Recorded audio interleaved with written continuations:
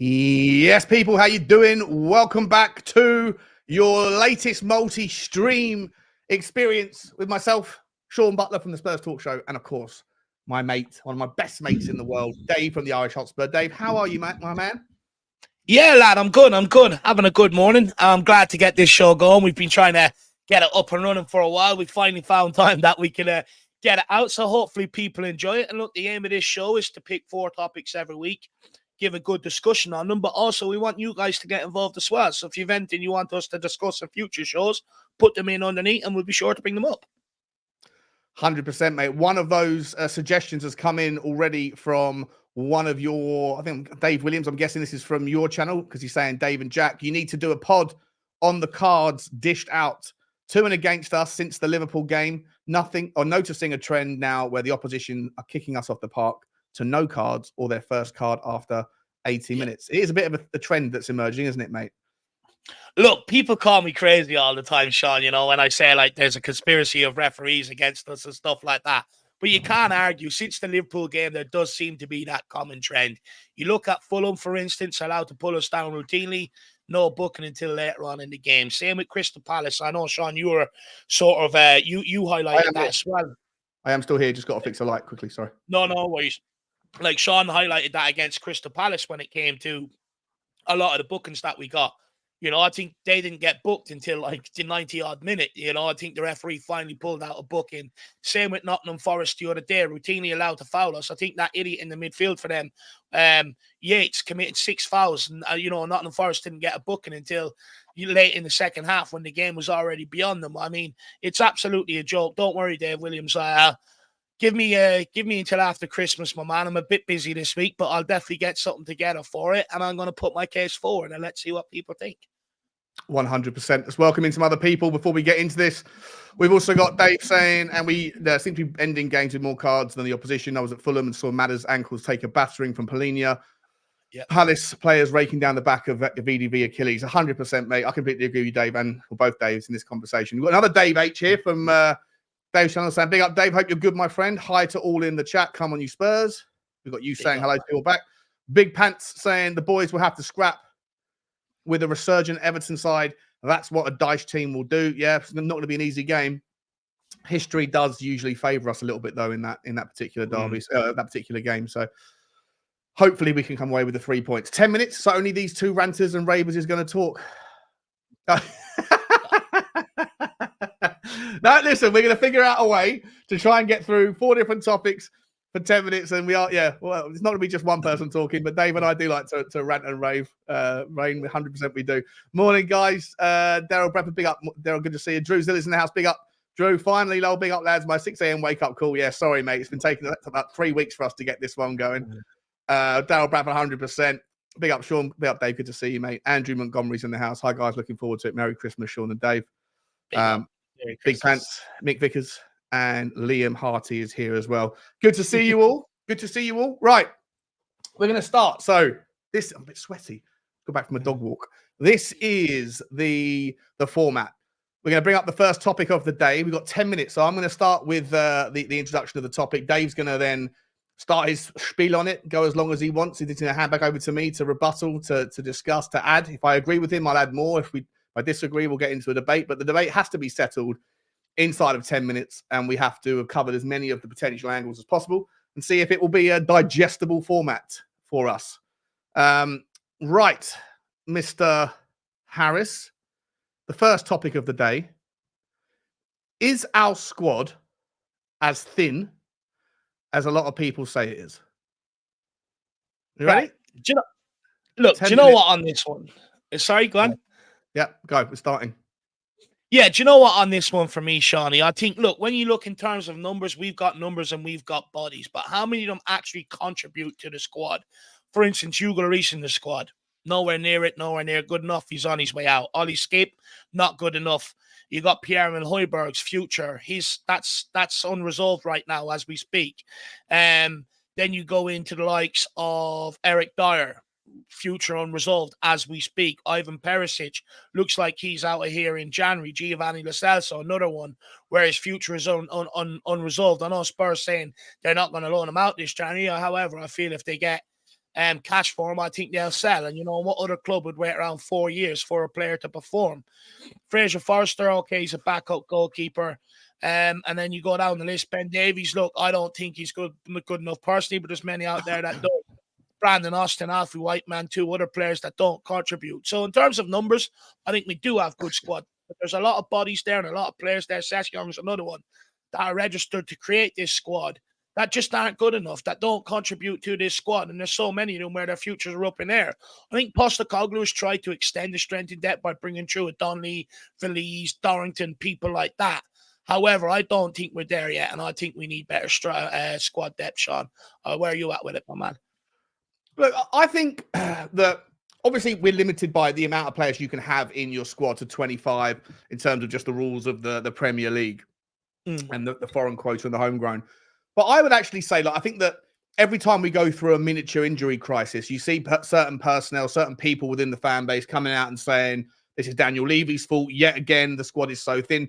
You saw it when we had the catastrophic situation that happened after Chelsea with losing Van der Ven and Maddison, also Romero.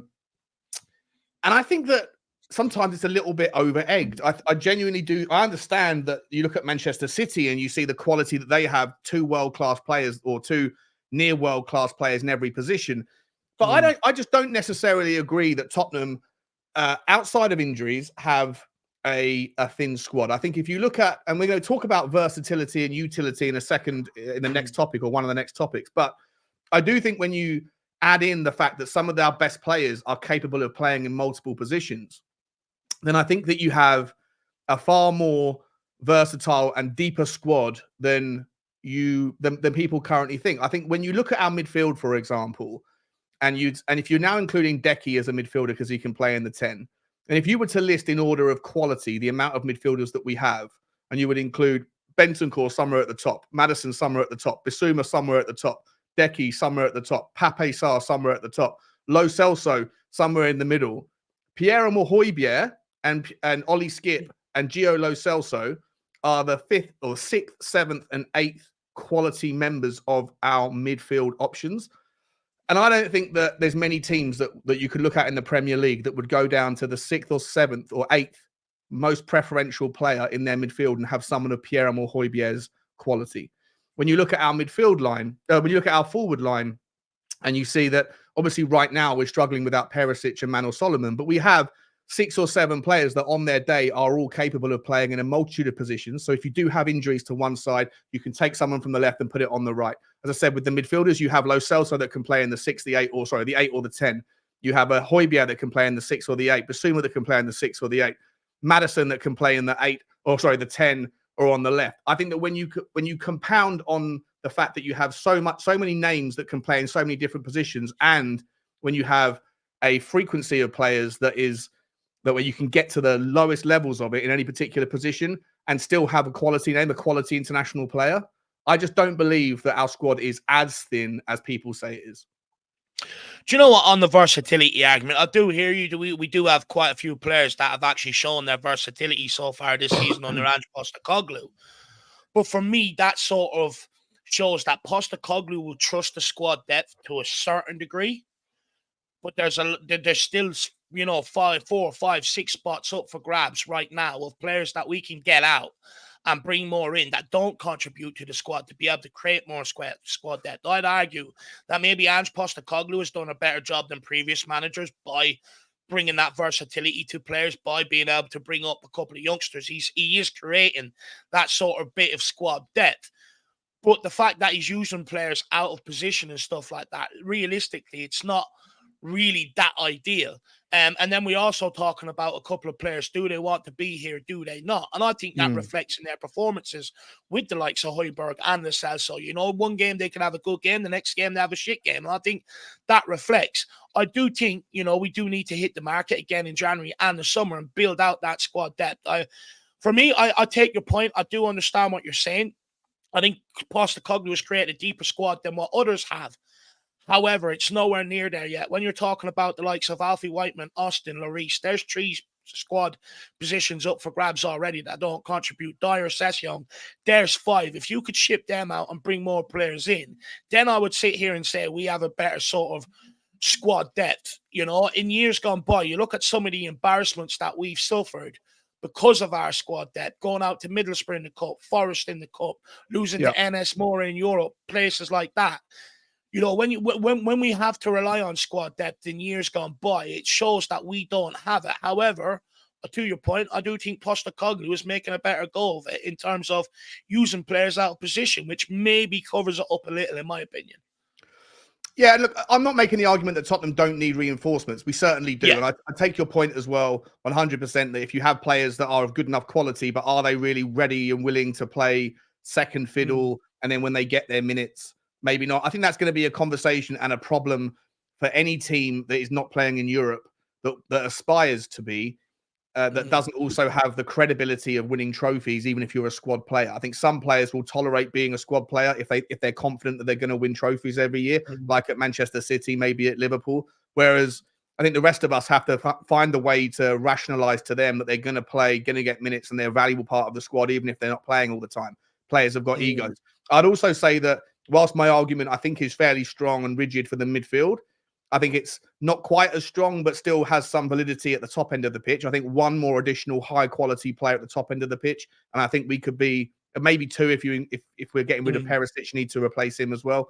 But then at the back end, I think we've still got a way to go to be able to have that reinforcement. I think that the argument falls apart in the defense and the centre backs. We really just don't have someone. We need a third choice centre back that is capable of competing for a first team spot. Yeah. Alongside Romero or Van der Ven, knowing that they're going to be either injured or suspended at some point throughout the season. And I would still make the argument that even though we've got about 4 or 5 players that technically can play left back, after Udogie, the quality drops off pretty significantly. And also a goalkeeper, I think we've got problems there. So I think for half of the squad, for half of the pitch, if you like, I don't think we're anywhere near as thin as people make out. And this when people get frustrated when we got injuries or suspensions that all come at once, and they blame Daniel Levy, I do think it's a bit of a shallow argument. But in the other end, of the deeper end of the pitch, the defence and the goalkeepers, I think there's still a long way to go. And I hope that Tottenham can do that, at least get some of that resolved in January. And that's the thing with this squad. I think you're spot on there in terms of in certain areas, we do have sort of good strength in depth. Now, obviously, people pick some players out, and say, look, I think we can improve here. That's fine. But in terms of bodies in the midfield, in terms of wingers, I think we've got more than enough sort of strength in depth. Yes, we've got injuries in them areas right now, but when they come back, we've got more than enough strength in depth. I think striker, we need another striker. I think left back, I agree with you. After Udogie, I think we need one. And also, I'd like another centre back in here. Look, eventually we will have to do the backup goalkeeper or someone to come in here and compete with Vicario, which is never going to happen, by the way, because we've got the best keeper on the line. But, there's certain areas that we do need to add a bit more strength and depth in. And then I think we can say we've got quality, right throughout that squad. But I do take your point. Midfield, wingers, stuff like that, I don't think you need to touch. But there are certain areas where I do think we need to strengthen for sure. Just quickly for the last 55 seconds, and I think we're on the same sort of page then. Just really, really quickly, Fraser Foster getting a new contract. What message does that send to the goalkeepers that are chomping at the bit behind him? Are they not good enough? I know you like Josh Keeley. Also, how terrifying a prospect is it if you did lose Vicario to an injury at some point in the second half of the season and have to see Fraser Foster play Angeball? Look, with Fraser Forster, I think he stepped in well in terms of against Fulham, in terms of his shot stopping, but it's his ability on the ball where maybe it could cost you a little. But I understand why Tottenham have done it. Homegrown, experience, and plus we need to spend bigger money in other positions, not a backup goalkeeper come January or the summer. So I think it's one where we've kicked the can down the road. When it comes to Brandon Austin, his only loan move has been to the MLS. He's 24, 25, not good enough. Whiteman, his only loan move was out to Sweden. Again, not good enough. And just quickly on Josh Keeley, I watched him in one of the EFL trophy games. Now, in a couple of them, he was very good, but there was one where he's got elements of these games where he still needs to work on. They put corners just in on top of him, and he couldn't deal with it. In the Premier League, that's going to happen against all the bottom teams. So he has some way still to go to progress after watching that. There you go, mate. I think we pretty much handled that one. Got it all done within about 10 minutes and 30 seconds. Smashed. Fairly well covered. I'm pretty impressed. I was wondering how it was going to go for the very first attempt. I think we could talk about that particular conversation in more detail. Maybe it's for a bigger show. But as far as a 10-minute tidbit, Let us know in the comments if we covered it. If we're missing something, please let us know if you agree or disagree with the kind of relevant points, and we will continue that conversation. But for right now, mate, we're going to move on to topic. Just quickly. Oh, yeah, Chang Chin Xiong, I think that's Myanmar, if I'm correct, says to Sean and Dave, would Rodon be worth recalling? Sean, I'll let you take this one first. I'll be honest, I haven't seen enough. I don't watch the championship in that great a detail, Chang, so I don't really know whether he's outperformed. I've read that he's one of the best defenders in the championship this season. I've also seen that Tottenham are very much interested in his playing partner, Pascal Strike, however you say his last name. Strike doesn't particularly fill me with massive amounts of confidence. He wasn't that good in the Premier League just because you're outperforming at the championship. We've seen enough players that have done very well at championship level that haven't really made the step up. Ollie Skip, I think, is a pretty good example of that. He was the best midfielder for Norwich in their title winning season a couple of years ago. And I think if we're fair and reasonable, whilst he's had bad luck and not a massive run of time in the game, I don't think he's really stepped up. So I would imagine that for me, Rodon is a player that's probably very good at that level, but possibly not quite ready for what we're trying to achieve. So I don't think he's worth recalling. I'd rather we go and just do what we need to do and go and get a better player. If we're going to recall anybody, then there's no one I'd want to recall. So yeah, I'm happy just to go and find someone else. What about you, Dave? Yeah, look, when it comes to Rodon, I mean, look, he's had his opportunity. He hasn't took it. Most of the managers since they come in, since Jones has sort of loaned them out, they don't think he's good enough. Being brutally honest, I get why people want these loan players to come back and be given an opportunity in that. But the reality is they're bum deals. They're not good enough, and we just have to move on from them. We're going in a new direction. Look, he's just not good enough at the end of the day. So for me, I think we need to look to cash in on him or just let him go at the earliest opportunity, along with a lot of these guys, because all they're doing is causing headaches every transfer window, but where our resources are focused on trying to get them out of the club so we can do our business rather than just focus on our business. So for me, no, he's not good enough. If he was, he would have been kept around over Ben Davies and Dyer. That's just the reality of it. Yeah, 100%. 100%. Just quickly on that last topic, thanks for the super. Oh, sorry, is there another one there, mate? You want to? No, just quickly. Joe was saying was expecting the dunk tank when the timer hit 0. Look, we'll be upgrading as we go along with this show, Joe. So, don't worry, we'll have little tricks and pieces for you going forward. There'll be all sorts of graphics coming in 2024 as this one gets a little bit better. This is just the sort of the what they call it, the pilot. We're seeing if it works. The system. Yeah, the pilot. What is it? Kev G says maybe some of us judge our players better than they are. That's a good point. Yeah, maybe he's aiming that at me. Maybe my point is lost on him. Or me. He thinks that the players just aren't good enough that we do have. Yeah, it's interesting. It's fair enough. Very reasonable. All right. Yeah, worked well, said Rain Man. Works well, helps you respect and hand off to each other. Yeah, nothing but love and respect between Dave and I. All right, let's move on to the next topic, my man. Let's see what we're talking about for the next 10 minutes. And it is what is our best 11 when everybody is fit? And I put this one in here, so I'm going to caveat it by saying, we have seen certain players perform better recently in new positions or newer positions. Even Ange has gone as far as to say, with respect to Decky, he adapts to every position. But maybe that doesn't mean that you can squeeze him in when Madders is back. So that's the way I'm thinking about it. But I'll let you crack on and start. And we are. Hang on, wasn't this going to go? Let's go. Goalkeeper picks itself in Vicario, the best goalkeeper in the league. Absolutely unbelievable. Right back picks itself in Pedro Porro, the best right back in the league.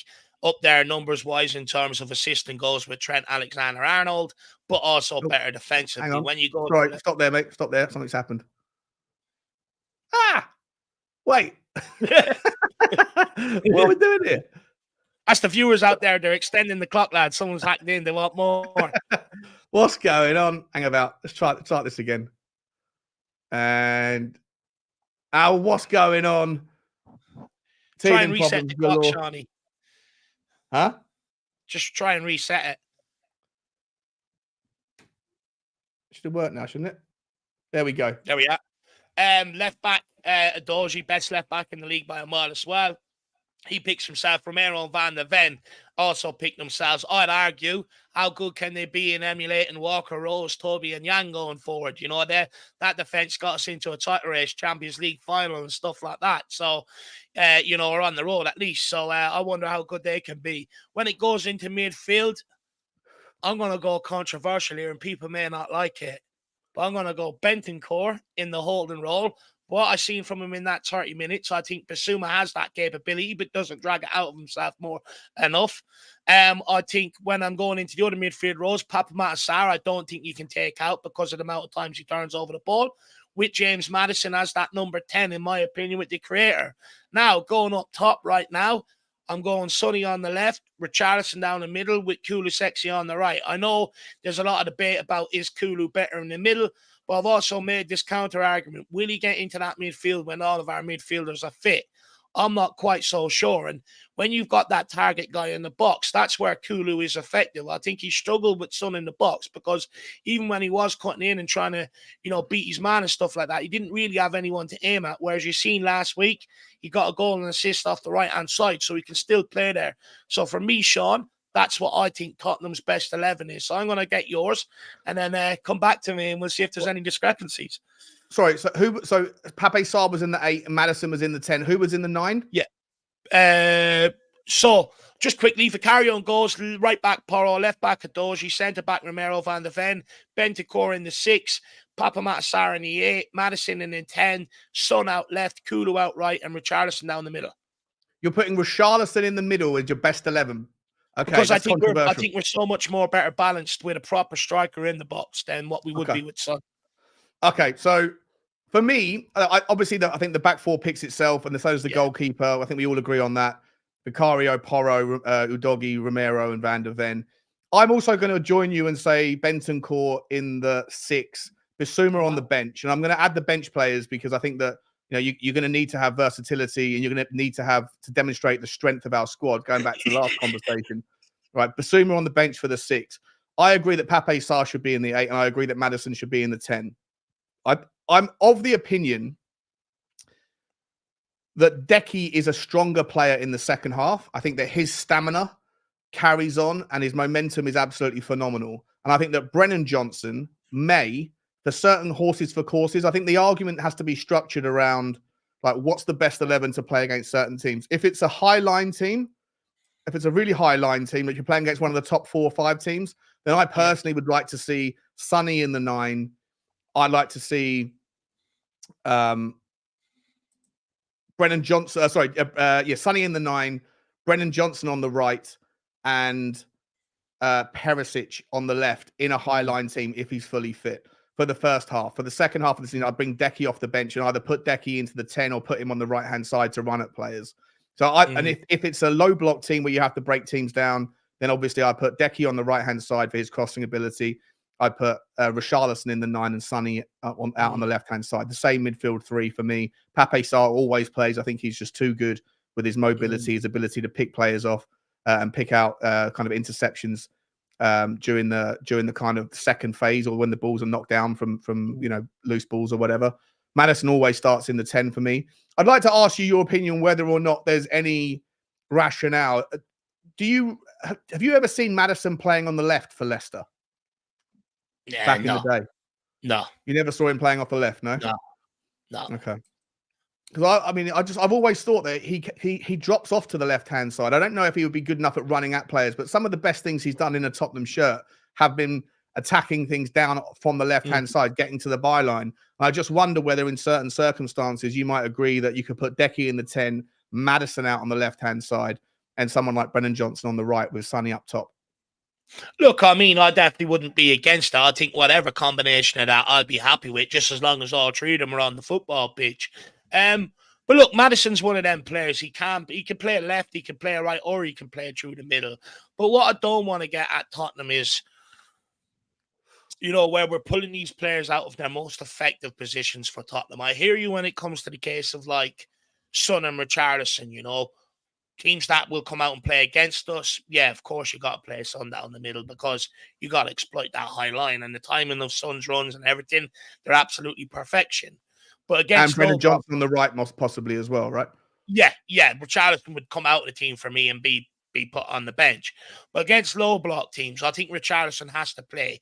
You have to have that focal point. I think when you go back to the West Ham game and then you go back to the game against Forest, it shows the benefits of someone like Richarlison, that fox in the box sort of guy.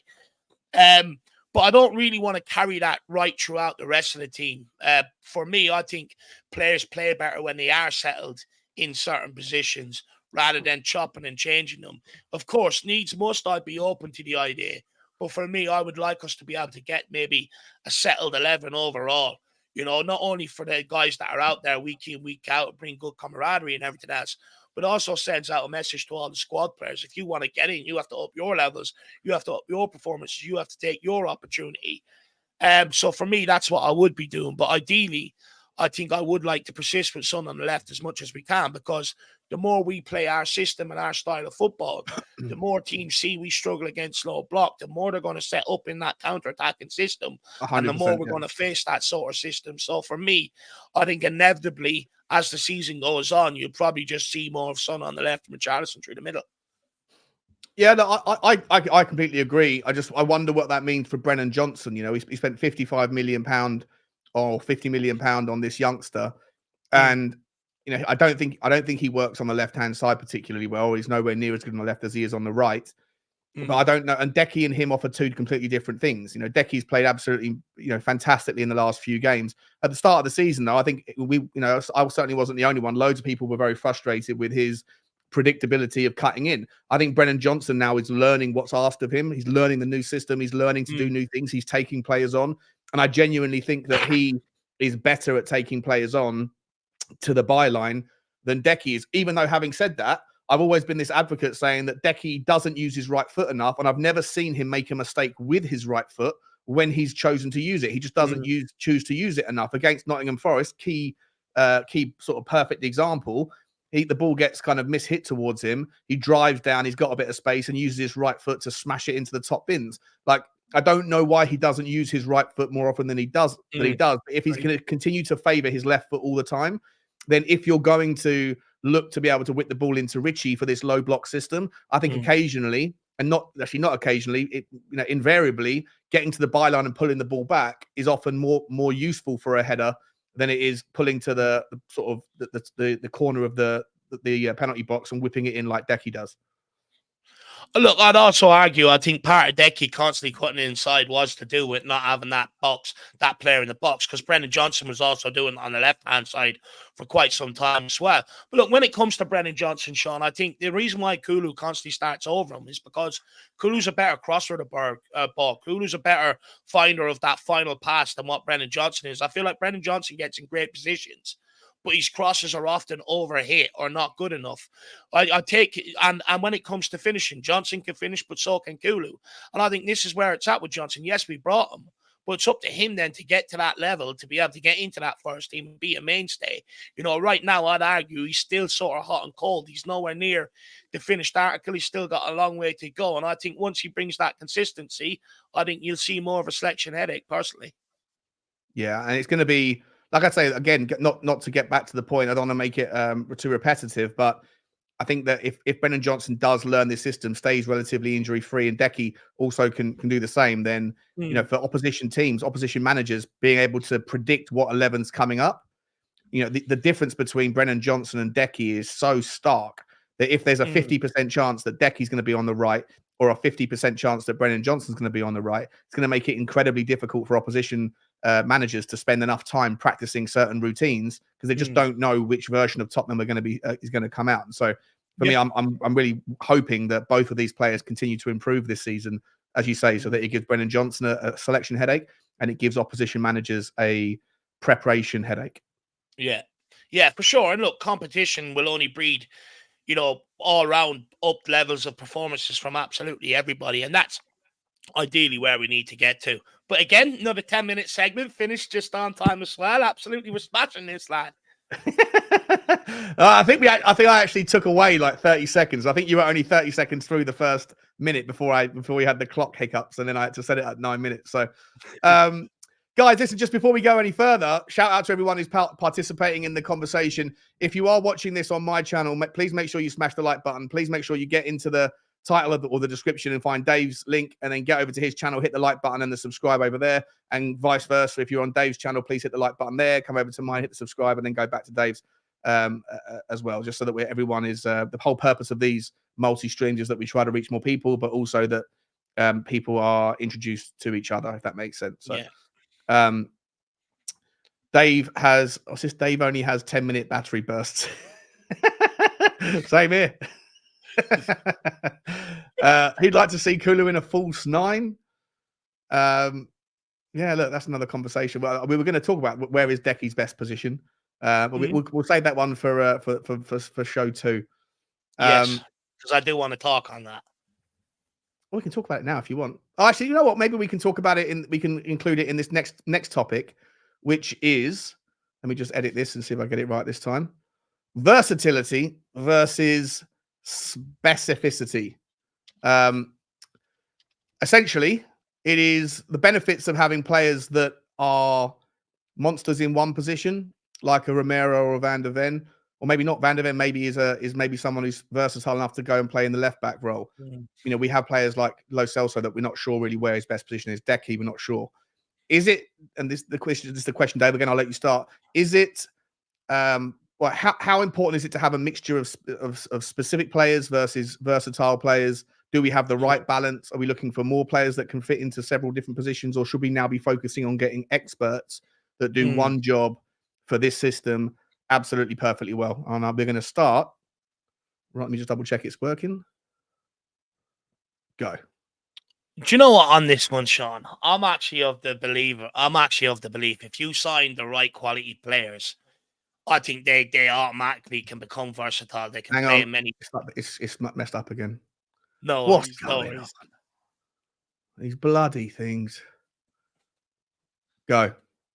Yeah, so look, like I said, I'm of the belief, you know, if you sign a quality player of the right quality, he can play in multiple different positions.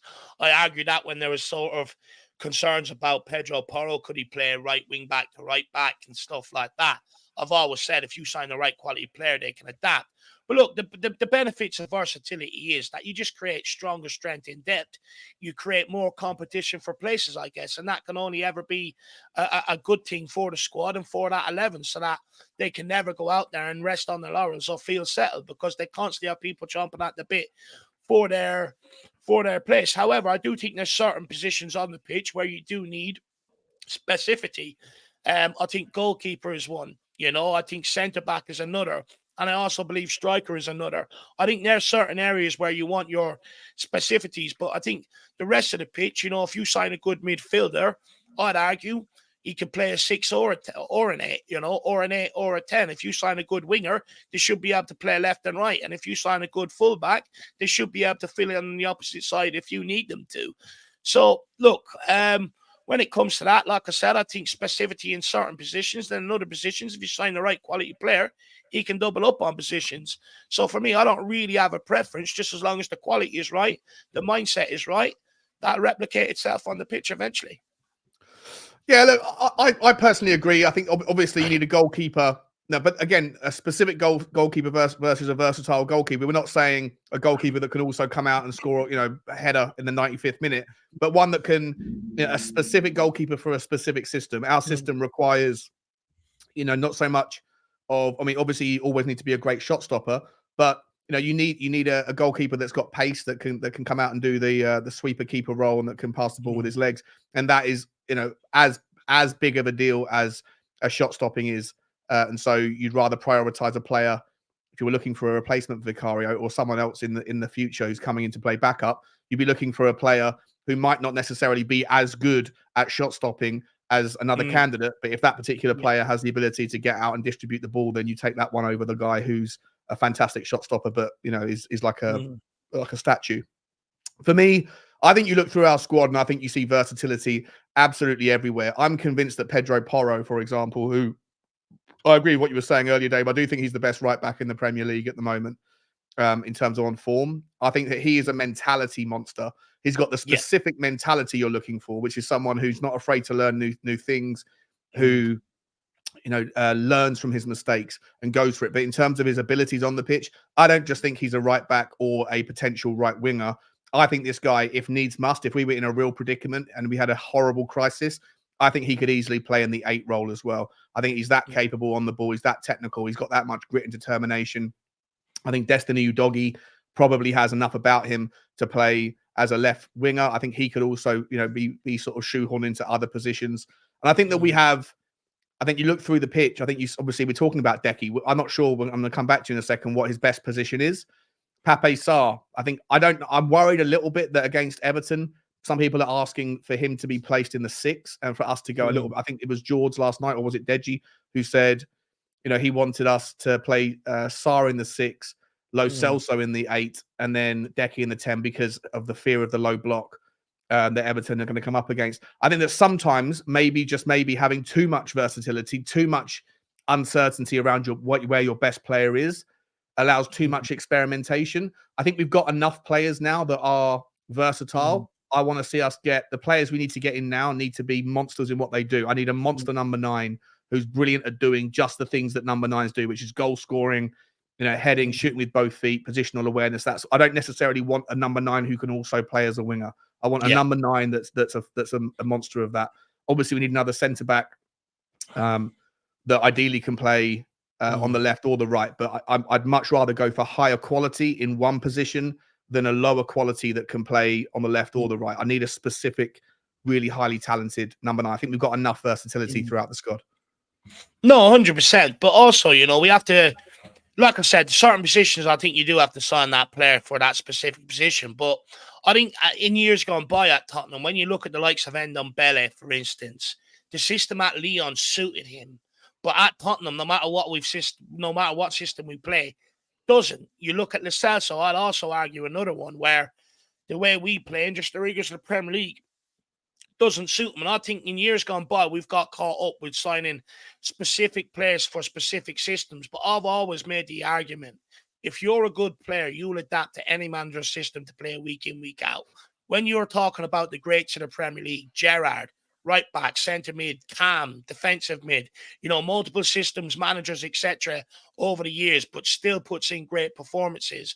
And then for me, you look at likes of a system player, Calvin Phillips, good in the system for Leeds and the way it was played, but have gone to Man City and can't make that step up because of, I presume personally, the technical quality of the player and stuff like that. So for me, if you just sign the right player with the right mentality and the right sort of attributes, well, not attributes, but of genuine sort of technical ability, they can play anywhere, and that allows you with actually more fluidity within your system, where you can get players to make different sort of runs within your systems. That actually opens up the possibilities. Whereas if you sign players specific for specific roles, if we ever lose this manager, the next manager come in, they probably won't be able to use them, and that's been our biggest problem. That's a great point over the last few years. So for me, just sign the right caliber player. That opens up versatility, opens up more options for you on the pitch, more dynamism, better ways of playing and stuff like that. So that's where I'm at with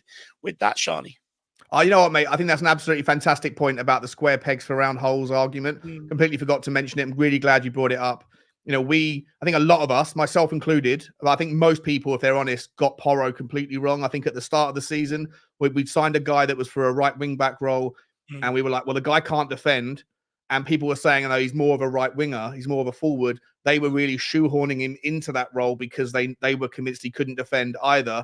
And we got away with one there because we signed the right caliber of player that was capable of adapting. So I take your point. But, if Tottenham are to continue this kind of flipping from feast to famine or from pillar to post, like we have done over the last 5-6 years with managerial, mistakes, that not only changed their philosophy from defensive to attacking, from pragmatic to progressive, but also from a back 3 to a back 4, from a front 3 to a front 2, whatever. If we're going to keep doing that, you're always going to end up, unless you, to your point, sign the right caliber of player that can adapt. And I think that adaptability comes down more to mentality than necessarily physicality, right? Like most of these players are good enough. Like, defenders can still strike a ball towards a goal. They can still take a penalty on the training ground. But it comes down to the confidence and the mindset of these players. And if you sign those players that are mentality monsters, then they shouldn't fear having to adapt and take on new positions when needs must. Just quickly in the last 2.5 minutes, mate, unless you've got something else to add, I do want to get your thoughts on Decky, because I think he is the player right now that everyone is not really, or there's lots of conversations around. You know, is he better on the right? Is he better in the 10? What do we do when Maddison comes back? A lot of people want to see him play on the left-hand side, because if he's so comfortable with his left foot, then why not see what he can do driving to the byline with his most comfortable foot? And some people are even saying, I think someone mentioned it before, false nine. Could he play as a striker? You know, the guy's got everything, and he's got an engine on him that can go for 95, 100 minutes every game. What's your stance on Decky? Look, I think because of the sort of body shape that he is, right, he doesn't rely on blistering pace. He just relies on his body strength, and he uses that to world-class ability, and that will always buy him a bit of time on the ball, similar to what Harry Kane used to do. When you've got a player like that, right, he has to adapt his game. So he has to be technically better than everybody else. His mind has to work quicker than everybody else compared to a guy with pace, because he can use that pace to get him out of a lot of trouble, whereas Kulu can't do that. So for me, that's why you see Kulu being able to adapt to multiple positions, because of that reason. When he grew up, he had people bursting by him with pace, probably many people telling him, unless you get quicker, you ain't going to make it, you know. But somehow he still managed to come through despite all the odds, despite the game changing, preferring faster players and stuff like that. And when it comes to Kulu, you see, and this is always my point, when we spoke about certain players in the past, and there's been many different players, but he doesn't play this position, he plays this position. Is that harsh? And I've always said, no, it's not harsh, because a good player can play in multiple positions, you know, or at least get by. With Kulu, brilliant in the middle, brilliant on the right. We haven't seen him on the left, I'd argue. He could be like what Sonny could be on the left, where he drives the fullback backwards into the box, creates problems. I actually prefer, I really want to see him down the middle as a striker. This is something I've said time and time again. I think he can play there. And all he has to do is just look at Harry Kane, how he's played there for years, and he'd pick up a lot. I think definitely he could play there, Shawnee. Do you think we'll ever see him in the 9? Personally, no. Not under Postecoglou, I don't think so. I think Postecoglou relies on him too much in terms of getting back, helping out defensively, but also getting on the ball and driving us up the pitch at times. And I think many managers will, so I don't think we'll ever see him in the 9, no. No. But no, I don't disagree. I think that he is someone who is getting better and better. He's still so young. He's got so much time on his side, because he looks like a physical specimen. You know, he's a big, like, he looks like a soldier. You know, he can... people can forget that he's only 23 years old, but yeah, the guy doesn't rely on his pace. Harry Kane didn't rely on his pace. If we sign Santiago Jimenez, you won't be seeing him, you know, doing lung busting, you know, sort of 100-meter sprints in 10 seconds or whatever. You just won't see it. But some players have got the ability to be deceptively quick with the way that they position themselves and get themselves out of trouble. So yeah, mate, good conversation. Yeah, versatility versus specificity, guys. Do we have the right balance? Let us know in the comments. I think we've got a couple of super chats, Dave. Yeah, a couple of super chats. People, keep getting your comments and your thoughts in as we go along. We are reading them up and bringing them up as many as we can. So make sure you keep doing that. If you really want to make it stand out, feel free to do what Adrian Chi is doing here right now. And plus, it's just a great way to support your boys, Dave and Jack, you know. And also, it's Christmas time. It's the season of giving. So why not help us out a little? But Adrian Chi says, versatility within specificity equals top player. Sean, you're probably better at breaking this down. There's so many big words it's giving me. I need to go and have Panadol. No, listen, yeah, it's just I don't know why I like big words. I don't know why I put it in. Listen, yeah, Adrian, I think you're right, mate. I think if you have players that are, I think it's kind of what the point that Dave was making, right? If you have players that you sign for a specific role, but you know that they're talented enough with their technique, that they have a certain mental desire and drive to participate in the process, and they buy into what we're doing. And I think that every single player at Tottenham Hotspur is buying into Ange. You know, and I don't think they were doing that for Conte towards the end. I don't think they ever did that for Nuno. And I think Mourinho had some people's hearts and minds, but not everybody else's. And I think that when you've got the fan base that are behind the methodology as well, then I think that you have those players, like you're saying, mate, that are versatile because they're capable, but they have that kind of competence in their mind as well. Then everyone's pulling in the same direction, you know, like a rising tide lifts all ships. And for me, you know, we're looking for those sorts of players. And I genuinely think that in Decky and in Porro, you have two players there that are versatile and that were originally bought for specific reasons, but have had to adapt because of the situation we found ourselves in following Chelsea. I think you've also got players that we just don't know yet where their best players or their best position lies. I think we're still trying to figure out what Pape Sarr is. Is he going to be forever a box-to-box 8 or a kind of touchline to touchline 8? I'm not sure, because sometimes he finds himself on the right, other times he finds himself on the left, covering holes, allowing other people to flourish and thrive because they feel confident that if there's a mistake that's made, then they've got him not far away that's going to tidy things up. And remember that this system that Ange is based on, the philosophy is based around, calculated risk. And so if you're more likely to take that risk on because you've got a Sarr behind him, then it's a wonderful reassurance. I think with Bissouma, we don't really know. I was always making the argument earlier on in the season, Dave, before the season started, that we needed a proper 6. I didn't think Bissouma was going to be it. I was proven entirely wrong in the first 10 games when he was brilliant. Ever since Luton, he's kind of been a little bit hit and miss. I thought he was great against Newcastle, but I thought he was poor against Forest. I thought he was poor against West Ham and Villa. So, but there's a question mark around, is he the 6 or should he be the 8? Should he be a rotation player? There's still question marks over some of these players that are versatile that we just haven't found their best position yet. Look, when it comes to Bissouma, I think, it's one of them, Sean. You could look in the long run, you could end up being right on that. Anyone can have a 10-game spurt, but it's the course of doing it over a whole season. And if he keeps doing what he's doing right now, the sending offs. Look, although I don't really have a problem with it, I actually like being that mean, aggressive team, like I stated last night. If anyone wants to hear more on that, go back to the show we done on Shawnee's last night. But in terms of with Bissouma, he blows too hot and cold. He's a guy that can go and win you a game, but he's also a guy that can lose you a game just like that as well. And with Ange Postecoglou, with the sending offs, the first one was for diving, and the second one there at the weekend was just a heavy touch that led to him doubling down and making a second mistake. And if we want to go to the top, he has to be a lot more consistent. So we very well could need a number 6, or unless Bentancur comes in and saves the day. But until we get players back, we won't really know sort of where Bissouma is at, really, whether he is one of them that is a confidence player, if you like to say that, or whether he's one that, as soon as there's a challenge laid down, he can step up to the mark. But I think I want to see a lot more consistency.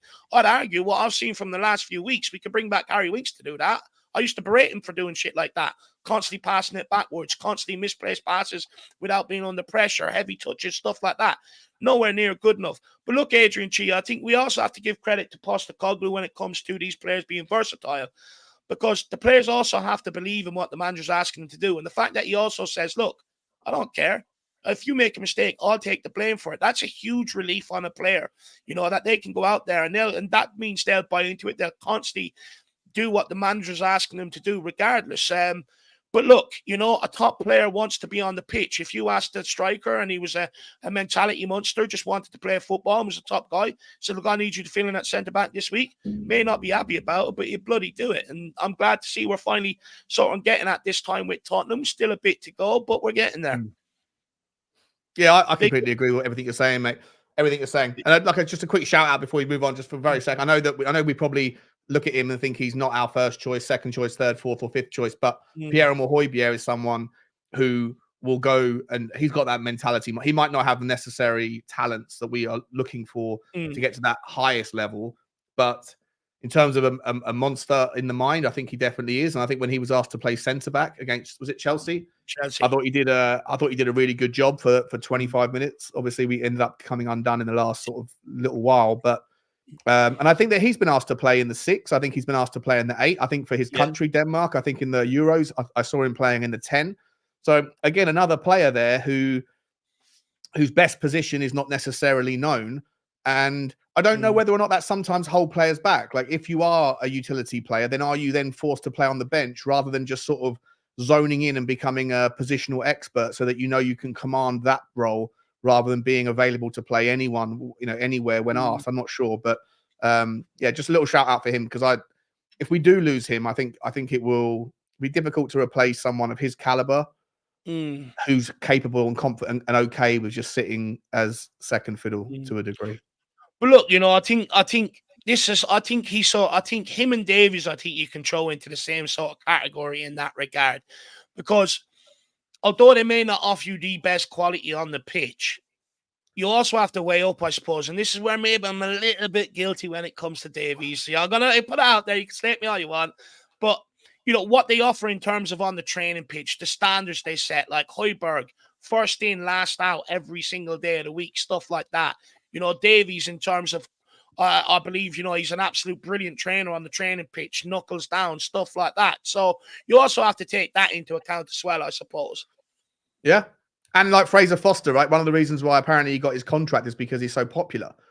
Popularity in the dressing room is important as well. You need to keep people that are always, that as many people as possible that are kind of good guys that just keep the morale and the kind of the energy correct. Yeah. Anyway, spot on. Thanks for that, Adrian. Good super chat, mate. Big Mike here saying, "Go on, Dave. Go on, mate. You read him out." No, good. Big up, Big Mike. Good to see you. He says, big up, Dave and Sean. Great show, lads. Come on, you Spurs.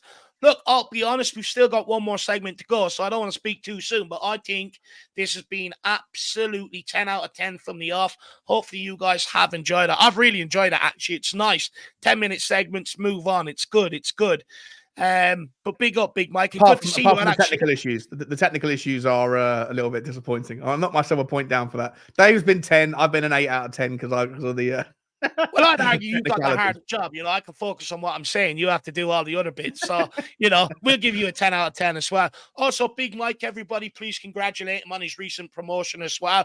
We love to see Spurs fans being high achievers. So, everyone, big up Big Mike on that. Absolute legend. Adrian Chia says, is Trent Alexander-Arnold versatile or specific? How about John Stones? Again, versatile. You look at Trent, I believe he could play in the middle. But also with Trent, I don't think many people highlight this enough. He wasn't a right back coming through the academy. He played centre midfield coming through the academy, and Klopp put him out at right back. John Stones, again, he's another one. I think he can play a holding midfield role. Technically, he's good enough going forward as well. I think he could play midfield and centre back, no problem. I think if you asked him to fill in at fullback, he could probably do that as well. Yeah. So for me, I think, again, it's not really versatile or specific. The quality that they have, that they possess, and the football and brain they possess makes them versatile, in my opinion. Yeah, 100%. 100%. The polar opposite of someone like, I was watching Never a Foul last night, seeing all the Liverpool fans that were getting frustrated with players like Darwin Núñez, who for me is the polar opposite, right? He has a lot of, he's gifted physically. He's got the pace, he's got the height, the strength, but his footballing IQ, lets him down time and time again. He gets a rush of blood. He can't keep calm. His touch isn't spectacular. He's a kind of poor man's Richarlison.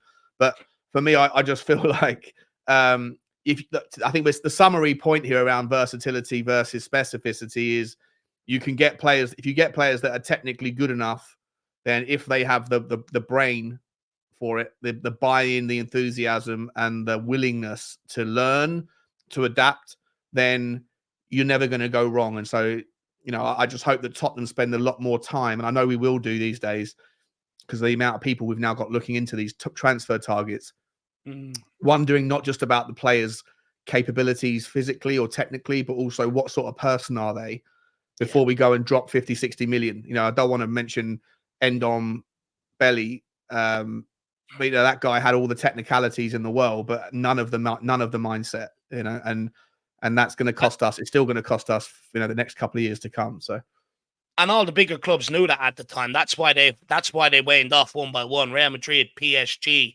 Man City, they were all Bayern Munich. They're all looking at them. All of a sudden, Tottenham front runners above all them clubs. Why? And look, that's why someone like Sir Alex Ferguson has had sustained periods, over 20 years, over a decade or 2 decades of success, is because one thing he always looked into was the mindset of the player. That's the biggest thing he looked into. And if you've got the right characters and the right mindset, you will breed a hungry winning squad.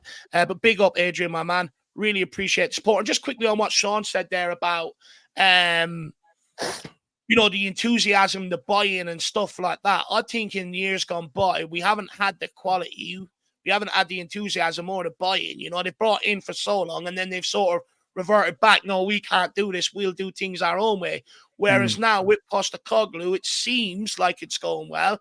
And hopefully long may it continue. I think that's a great point, Shawnee. Big up Adrian Chia. And really Do you think appreciate it will? Huh? Do you think it will continue? Or does everything kind of run its course? I know you look at like the average managerial tenure of a Premier League manager these days is like, 15 months or something like that. Apart from at the very highest end, apart from the likes of Arteta that was into his 4th year, Alex Ferguson got to whatever it was, 20. Wenger gets to like 17, 18. Klopp, David Moyes at Everton stayed a long time. Do you think that, because a lot of these players that become pundits afterwards talk about stale, the message becoming stale, the training regime becoming a little bit boring because they've been doing it for 3, 4, 5 years. Do you think that Ange Ball is? How long will the players buy into it if it doesn't yield trophies? For me, I think the current squad we've got now should continually buy into it. They haven't liked the defensive or the mind approach of Jose Mourinho. Same with Antonio Conte. Same with Nuno. So it's complete polar opposite. When you hear a lot of what's coming out of the camp, training's like being a kid again. I feel like a kid again. I'm enjoying it. This, that, and the other. I think that's set to continue. I think I believe the team talks in and around match day and stuff like Phenomenal, that are apparently. absolutely second to none, apparently. Second to none. They come out riled up. But look, from there, Sean, it's just about refreshing the squad, rotating the squad. There can be some players that after 4 or 5 years, all of a sudden they're just like, you know what, I just need something fresh. I need something new. But then it's about letting them go and bringing in the next guy, but also bringing up youngsters behind them so you keep whoever's at the club hungry. People constantly chasing their tails, so you don't give them time to slack off. I'd argue in years gone by, we gave players plenty of time to slack off because we didn't have anyone else to really come in that was better than them, so they could really dictate what they want to do. But once we get this squad and once we go where we need to go, it's just about continuing 1 or 2 youngsters every couple of years coming through, along with a couple of signings just to refreshen it. That's what Sir Alex Ferguson used to do at United. Even if there was one of the biggest guys there getting complacent, whether people like that or not, out the door. Come on, let's bring in a couple more guys. So it's just about being smart from there on out. Complacency is always going to be there in life. If you're somewhere longer than 3 to 4 years, you become complacent and stuff like that. But it's about just changing little things here and there just to keep your mind on the prize. 100%, mate. 100%. Couldn't have said it better myself. David Shire, member for 4 months, saying big up Sean, Dave, and all in the chat. Merry Christmas. Come on, you Spurs. Big up, Dave, mate. I hope you're having a good run into Christmas. 1 week to go. 1 week until Christmas, I think it is. So I haven't got any of my presents done yet, but I'll be spending some money on Amazon in a few minutes after this show's done. Last minute shoppers make me nervous, lad. So you make me bloody nervous. It's like you go out and you're getting all the dregs of what's left in the shops, people picking it up, throwing it around and shit like that. I'm super prepared for Christmas. I get it done early.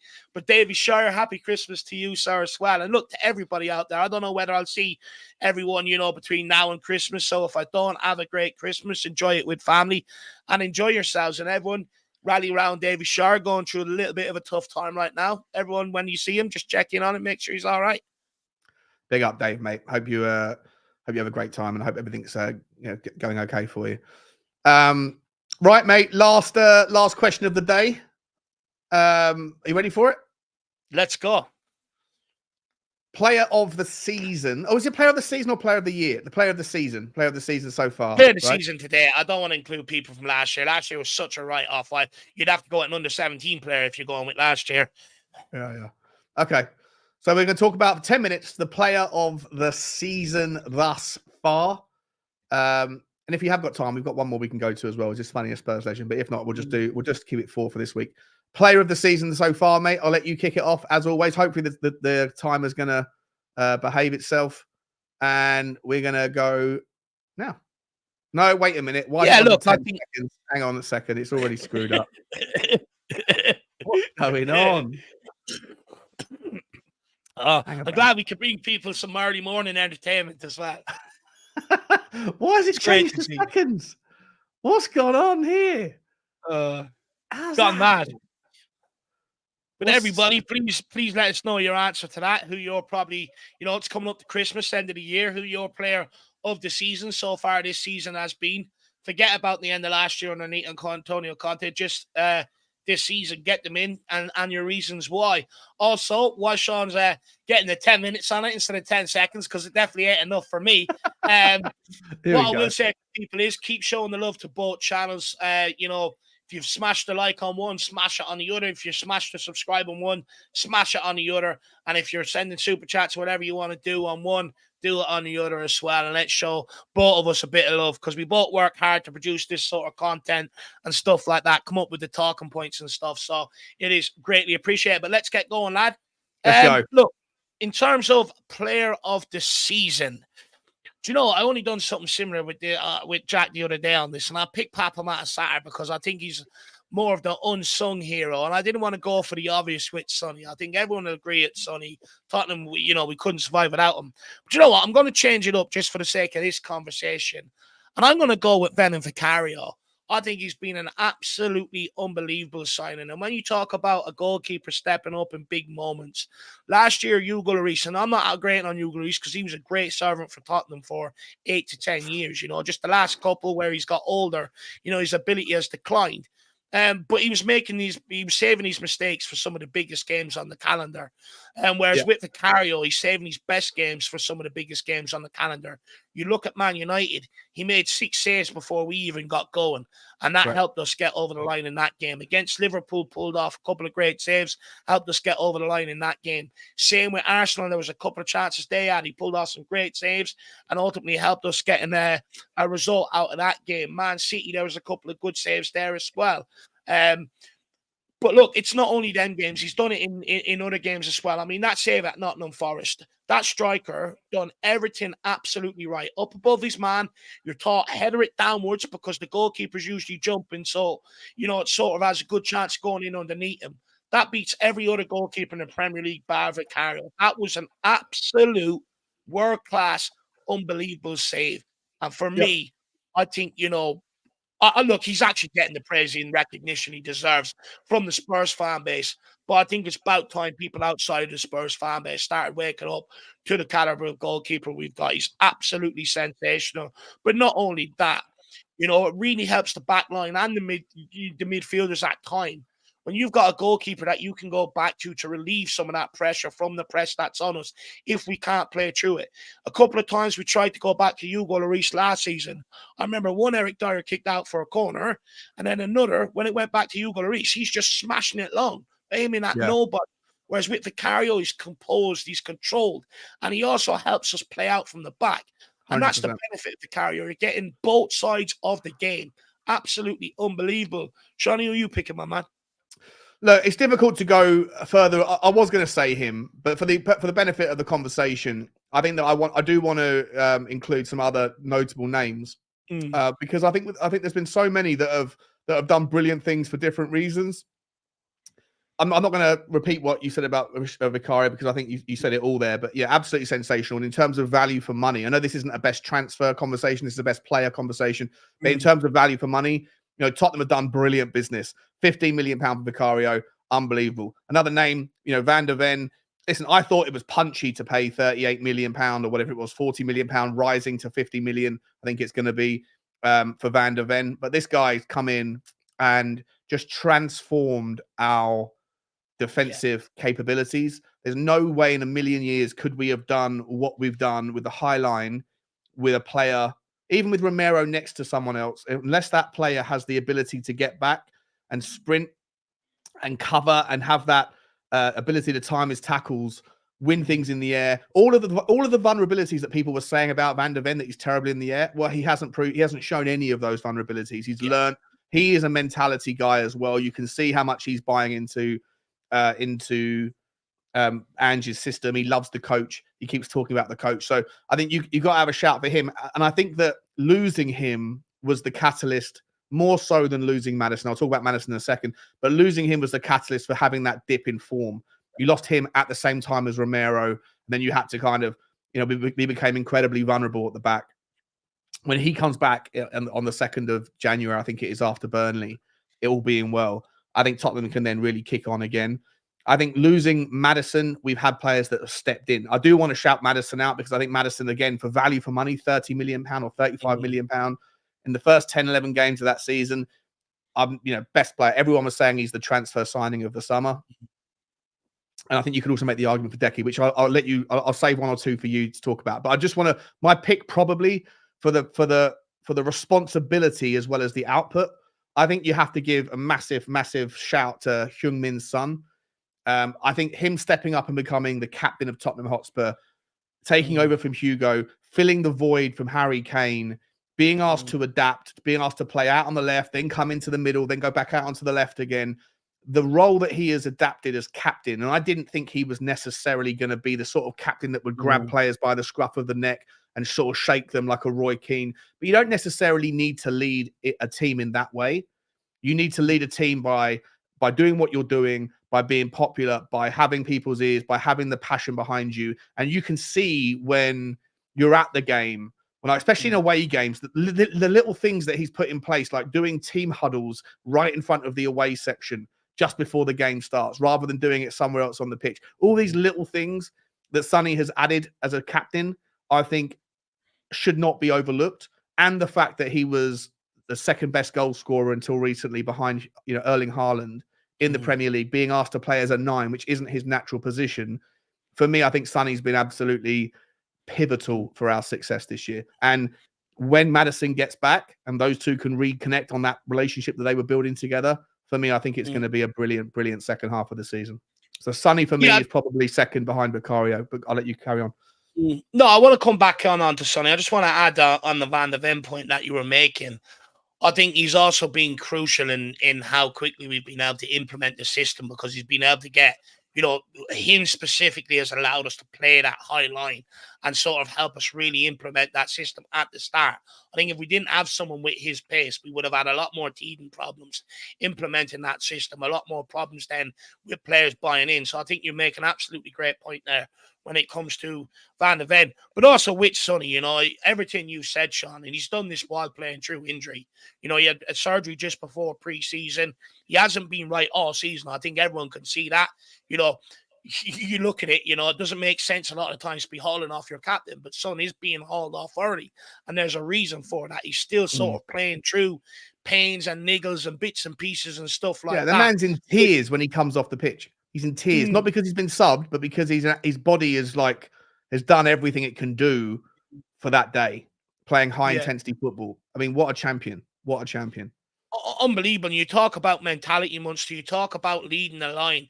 There's no excuse for other players not to go through that pain barrier, to not, go out there and be able to play in multiple positions. When you see your captain, your leader doing that, it sets the example and the tone for everybody else. But also the way Son, I think, grabs the games by the scruff of the neck, especially since he's gone out to the left-hand side. Again, he sets the example for everyone on the pitch to follow. Like you, Sean, I had questions over his captaincy. Does he have the right mentality, especially with if things are going wrong? Does he have the balls to berate players because he's friends with everybody? But with how swimmingly well things are going, I don't think he needs to, which is also a huge plus. But look, the guy's been absolutely unbelievable. And look, I think he will be everybody's player of the season. I just wanted to highlight, someone outside of the obvious. I think Adoji and Porro deserve special mentions as well. I think Adoji coming in has restored my faith down that left-hand side. That left-hand side was the biggest weakness under Antonio Conte. It was the most exploited underneath Antonio Conte. Adoji has come in and shown that you can have a fullback that can defend and attack and do both with equal effectiveness. Absolutely brilliant. And same with Porro as well. But also, I'd argue Porro more than Adoji, because he's had to play this more inverted role where he comes into the midfield, and you'd say not the biggest, but his tenacity, but also how good he is on the ball makes him effective in that role. So I'd also throw them in there. Shawnee, any other special mentions? Yeah, I mean, no, I think we've nailed it. I think that it's going to be one of, if we have to, if we're doing it in order, I think some people put it up there. I think what Surfs Os is saying: Vicario first, Sonny second, Maddison, Porro, Kulu, Van de Ven, our best six. 100%.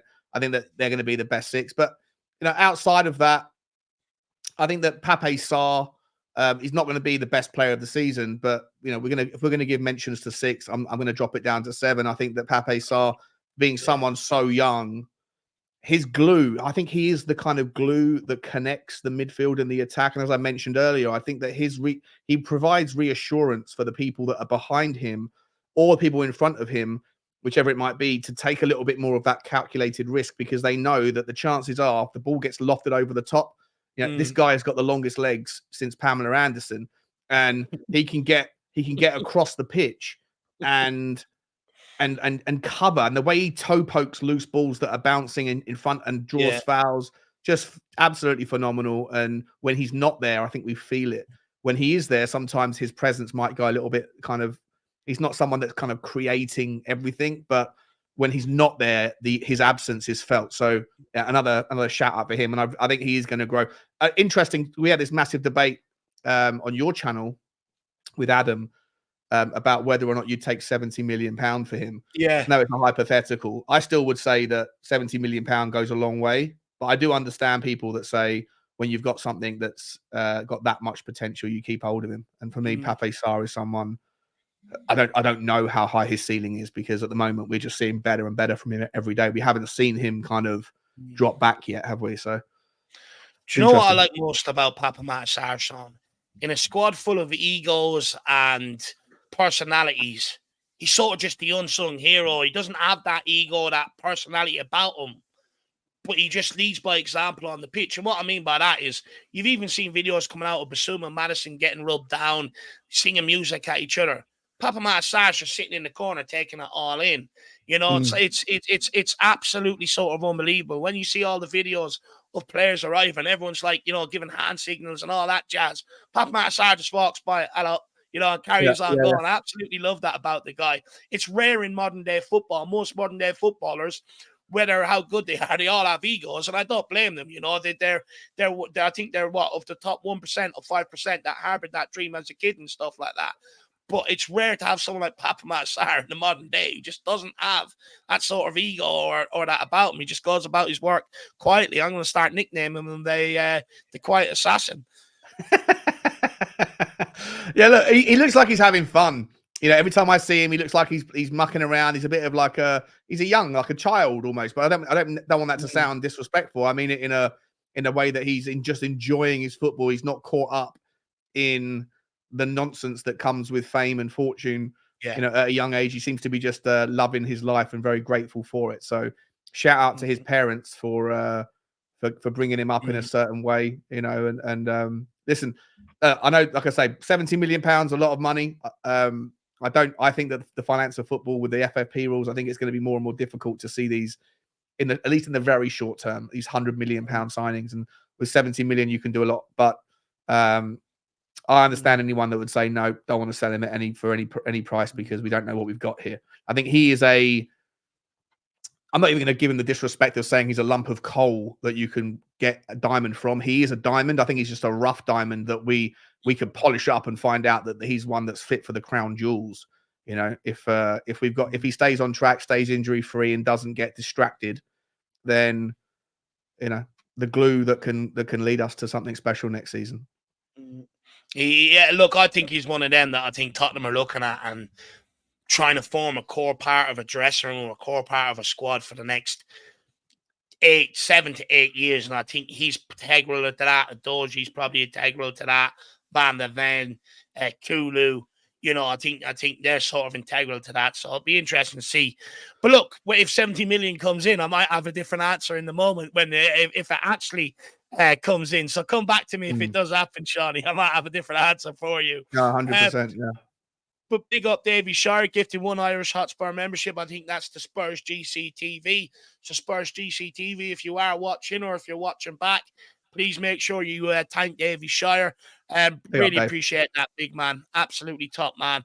And then Adrian Chies, Sean says, POTS equals the Pedro Express or the Pedro Express with his spot on delivery. It delivers UK wide, lad.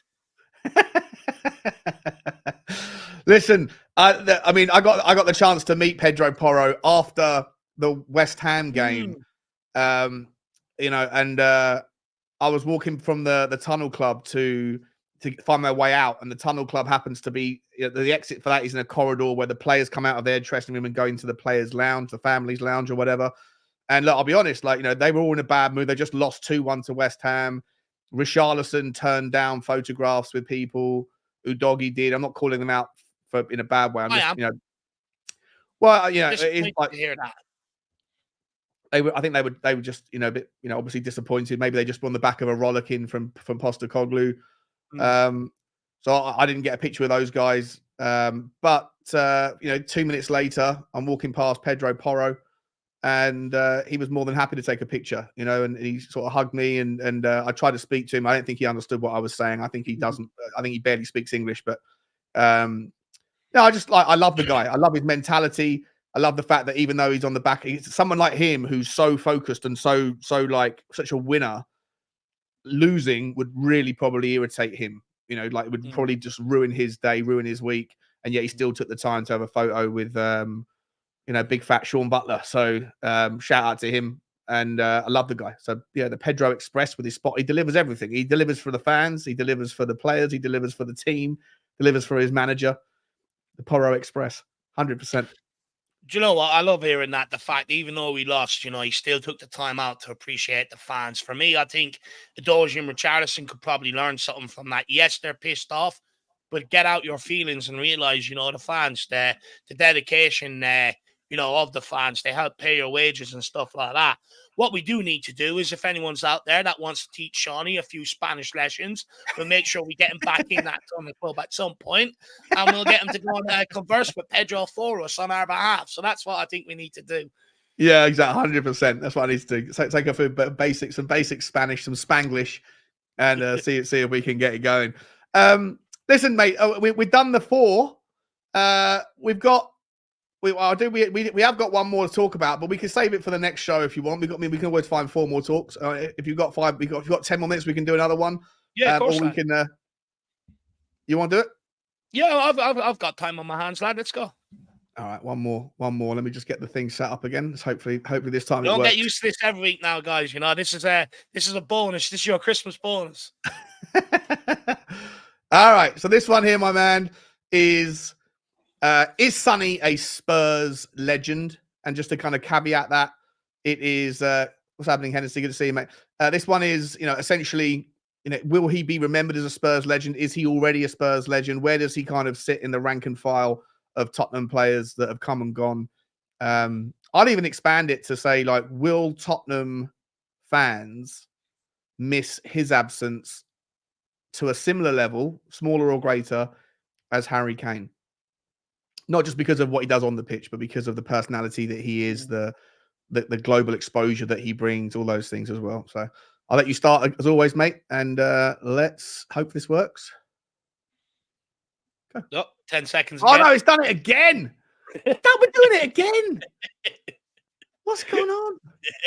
For crying out loud. Hang about. Brilliant. But why Sean fixes that, people, please get your comments in on Sonny. Does he deserve to go down as a Spurs legend? Or like Sean says, will he be remembered in, the next 10 to 15 years? But let's get it going, Shawnee. We're good now. Look, I think when it comes to Son, I think he's only the 7th player in Tottenham's history to score 10 goals or more in 8 consecutive seasons. And that's no mean feat, by the way. That means you have to come in at the same level, with the same quality every single season to achieve that. And the Premier League is one of the hardest leagues in the world to score goals in. And when you look at Sonny, he's been able to handle it, whether they be physical on him, whether they want to show him down the byline. He's found answers every single season. And that's what I think I love about Sonny. He's adapted his game. He hasn't just been a winger that's looked to go to the byline, get the ball in. He's added other elements to his game, the perfect runs in behind, being able to cut inside and put balls into the top bins. Penalties when the club have relied on big moments without Harry Kane in years gone by, stepped up to the pressure cooker and ultimately ended up scoring. But also, the ability to be able to get on the ball and just take players out of the game. I go back to that Burnley goal, for instance, the Puskas Award winner, absolutely unbelievable. But, Sonny's been absolutely amazing at Tottenham Hotspur. I think he definitely will be remembered, definitely go down as a legend. in terms of will Tottenham miss him, I think Daniel Levy will miss him for sure. In terms of financially, he does bring a lot of finances to Tottenham because of the enthusiasm of the fans that he brings with him. So I think we'll definitely miss him in that regard. I think the squad will miss him as well because he's friends with everybody, and that brings people together that may not necessarily, go out their way to talk to each other otherwise. But also, what was the last point I had on Sonny? It's just gone from my mind briefly. Can't remember. But also the versatility of the guy, us stepping in up front when we've needed it to him and stuff like that over the course of the years. But lastly, and I actually think Tottenham will miss Son more than what maybe they missed Harry Kane. And the reason to that is because Son would probably be, he's that second world-class player that, whether he becomes old or whether he's sort of, whatever, he'd be the second sort of world-class player to leave. So you'll feel that effect. I think if it was the same, if it was Son left first and Kane left second, again, you would feel it. Of course, Tottenham will feel that absence. But yeah, I think he definitely deserves to go down as a legend. You're talking about a guy always walks around with a smile on his face. But the biggest thing for me is he's always got the fans. He's always endeared himself in with the fans. Always took time to speak to the fans, to applaud the fans. I only seen a video today where he took time to get out of his car, come outside the training ground to speak to someone and wish them happy birthday and stuff like that. Not many players do that. There's a lot of players that have their head up their own ass, couldn't give a shit about the fans standing outside the training ground when they're coming in for training and stuff like that. Just drive straight by them in, get their coffee, do the training, and fuck off home. For a player to do that, that's a rarity, especially in modern day football. Yeah, mate, I echo your thoughts. I mean, I don't think it's a question whether he'll be a legend. I think he's been at the club now for 9 years. Obviously, he'll be here for at least to get his testimonial. I think he'll be remembered by everybody for the player that he is, but also for the personality that he brings. We're talking about Pape Sarr and how he brings that kind of youthful enjoyment, that happiness that comes with, living your dream and doing it from such a young age and having, all the other things that comes with it. But Sonny's now 31 years old and he still has that same playful kind of personality that he's always had. And he's 31 now, right? He's getting towards the twilight of his career, but he still keeps that kind of enjoyment. That passion has never dropped. I think that he comes from a very strict background that I think has, maybe put a lot of pressure on him to succeed. And maybe if he didn't have that kind of father, then that pressure from his family, then maybe he wouldn't have made it to where he's done. But when you look at what he goes through, that still does it. And the amount of fanfare that comes with it. He's a bigger superstar in Korea than any footballer is in the UK, in my opinion. They like Sonny more than they like Ronaldo or Messi, that sort of thing, right? So he is a globe, like an absolute top 0.001% famous person in South Korea, and he handles all of that. He doesn't shy away from the requirements that come with it. Like you say, he doesn't mind going out of his way to say thanks or to show his gratitude. He takes it all as part within his stride. And whilst doing all that, he also has scored more than, he scored double-digit goals for Tottenham in every single year he's been at Tottenham, apart from his first year when I think he scored 9. It's a phenomenal return. You won't be able to find many players that have scored more than 10 goals, 9 seasons on the bounce in the Premier League. And he does that most of the time as a left winger. He's also done that most of the time having the relationship with Harry Kane. This year, he hasn't got Harry Kane. He's already on 10 goals and we're already halfway through the season. So it wouldn't surprise me if he was to go and break his scoring record for Tottenham in the season when he's captain, in the season when we've gone through so much turmoil, a complete pivot in philosophy. This guy is an absolute champion of a human being. He's a champion of a player, and he's never let Tottenham down. There's never been any controversy. There's never been any kind of smearing of his name, any kind of besmirching of his character. He turns up. He's a consummate professional. Does exactly what he's required to do. He goes far beyond that. And when you compare him to other names that are out there that are in the kind of legends of Tottenham list, I'd love to get your thoughts on, if this person's a legend, then surely Sonny will be, right? Is Teddy Sheringham a legend of Tottenham? You'd probably say yes, right? Hugo Lloris, will he go down as a Tottenham legend? I'm not sure. I'm not quite so sure, on that one. I think there'll be a lot of thanks for his service, but I don't know if he'll go down as a Tottenham legend. Right. I agree. Dembele, Christian Eriksen of recent year, Gareth Bale. If all of those players go down as legends, or if any of them do, Sonny does. There's no debate in my mind. I think he goes down as one of the greats. I think he'll be remembered when I'm 60. I'll be talking about Sonny like my dad was talking about Jimmy Greaves and Blanchflower. And it's also some of the big moments he stepped up in, which creates that legendary sort of status. When we got that run to the Champions League final and Kane was out injured, everyone was thinking, "Oh fuck, that's it, over." Son stepped up for the majority of that campaign, helped breed us through it and stuff like that. How many times has he scored against City? How many times has he scored in big away games? Stuff like that. North London derbies. They're what creates legends, and he's done all of them. He's ticked all of them off. So I just want to throw a question back at you on this one. I mean, how much of Son's success is down to this sort of strict grounding that he has off the pitch? He ain't allowed a girlfriend. He does training at Tottenham Hotspur and training with his dad. I mean, how much of that does that contribute to his success? But also, by the way, just quickly, despite him having all the money and earning all the money off the Premier League, to send money back home and create an academy to help more people come through is also an amazing thing to do, by the way. 100%, mate. Yeah, 100. It is. It really is. In terms of his father's pressure, look, I think a lot of people get criticised for being a kind of pushy parent type thing, right? Where they live their life, their failed dreams, they live vicariously through their children, right? But at the same time, I think if you look at the very highest levels of any sporting endeavor, I'll give you. I forget the guy, Michael Phelps, I think his name is, right? The swimmer who was like one of the best swimmers of all time. Yeah. His parents got up every day at 3:30 in the morning, 4 o'clock in the morning, and took his kids swimming and watch the guy swim, lengths after length after length before school, before they went to work, would come back, pick the kids up from school after school, take them back to the swimming.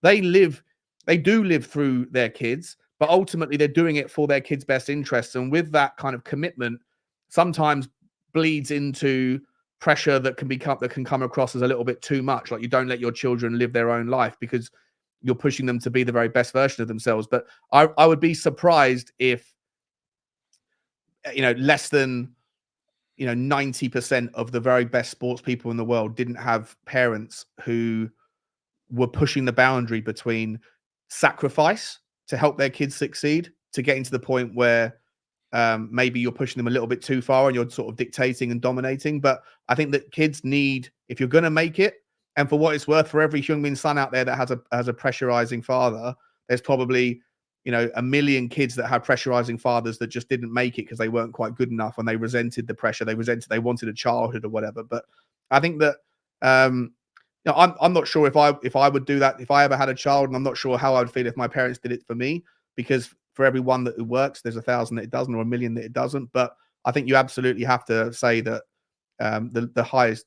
I don't think that Sonny would be where he is today if it wasn't for his father making sure that he is disciplined and does everything, or did everything, the way that he asked him to. At 31 years old, though, at some point you probably have to, say, okay, I've done my job now. You're good enough to be there by yourself on your own merit. I don't need to keep telling you what to do.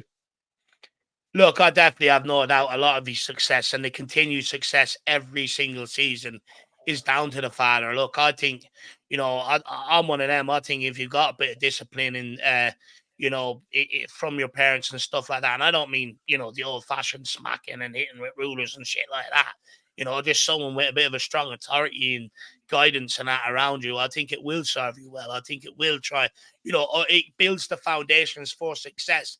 Then it's just down to the person, perfecting their craft every single day. But look, I think that Sonny and his father are definitely of the impression that, pressure is a privilege, because it comes with, although pressure can be a hindrance at times in the sort of world we live in now, it's actually a privilege, especially with the amount of money and all that they take from delivering under pressure. But look, I definitely think, his father has definitely helped extract every single ounce that Son has to give to 100%. his career and make him the player he is. So fair play. 100%. And look, it's worked out. It's absolutely worked out. And you never hear Sonny like saying anything in any way, or even looking like it's a disrespect or a lack of gratitude. It's very much You know, and I'm not. I don't know enough about South Korean culture, but I know, like in Japan, you know, there's very much the hierarchical family unit where you absolutely respect and do what you're saying. You know, do what your parents tell you to do, and they do what their parents tell them to do, etc. I don't know if it's the same in South Korea. It may just be an isolated thing in Japan. It may be more Asian kind of centric as a model, but either way, as Tottenham fans, we've benefited from it, and we've seen the very best of Sonny for the best part of his career. And you know, I think that this season might turn up to be one of his best seasons in a Tottenham shirt. You know, like I say, 10 goals after 17 games in the Premier League. Could be his best season in returns. It's amazing, isn't it? It's not bad considering he's had to play left and through the middle. I mean, you know, sometimes that versatility can affect people's output and stuff like that, which Sonny hasn't, which is absolutely amazing. Sean Adrian Chi in here showing support on both channels today. Absolute legend. Big yourself up. He says, Harry who?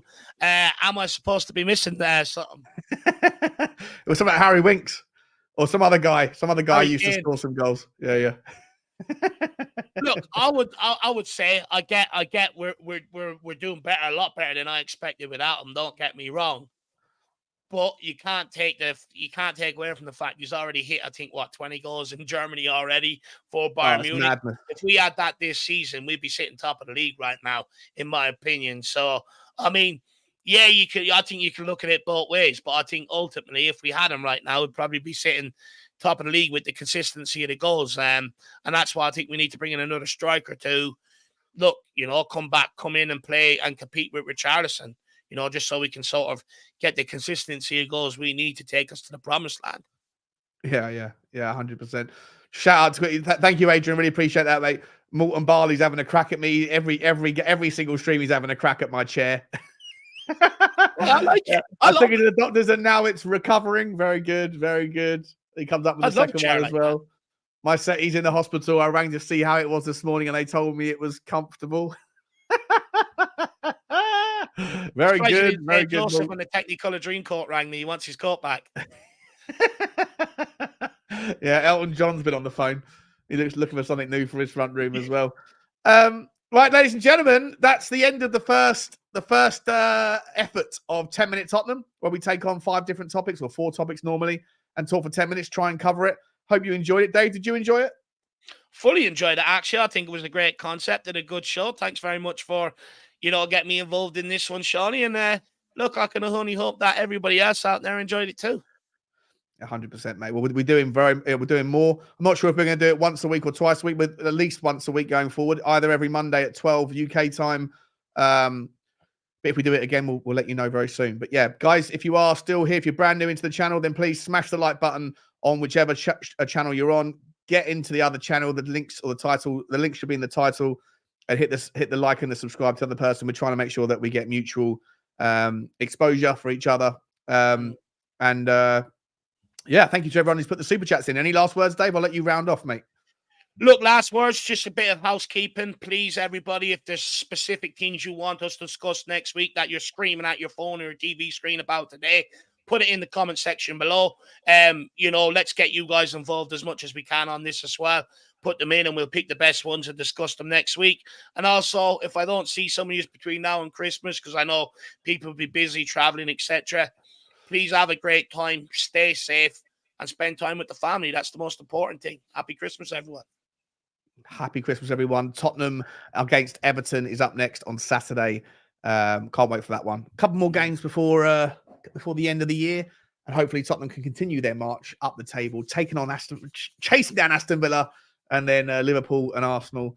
Yeah. And you never know, guys. You never know. 2024 might just be our year. But we'll leave it there, guys. Dave, big up to you, mate. I'll see you soon. As always, like, subscribe, and comment to both channels. And as always, come on, you Spurs. Come on, you Spurs.